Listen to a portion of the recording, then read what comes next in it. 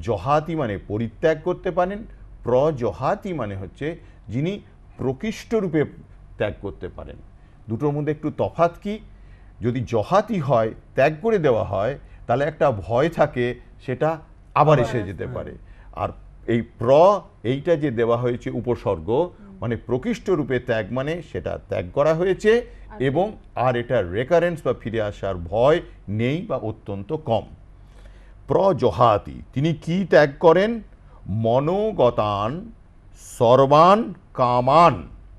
যদি 55 নম্বর মন্ত্রটা আপনারা স্ক্রিনে ভালো করে দেখেন তাহলে দেখতে পাবেন যে মনোগতান সর্বান কামান, মনের মধ্যে যত ডিজায়ার আছে, যত কাম আছে, ইচ্ছা আছে, ভালো মন্দ ভোগের ইচ্ছা ইত্যাদি, সেইটাকে যারা প্রকৃষ্ট রূপে ত্যাগ করতে পারেন, ত্যাগ করার পরে তাদের কাছে কি থাকে? আত্মনি এব আত্মনা তুষ্ট। তিনি নিজের চেতনাতে তিনি নিজেই আনন্দে থাকেন, সেই রকম লোককে বলা হয় স্থিতপ্রজ্ঞ স্তদ উচ্চতে।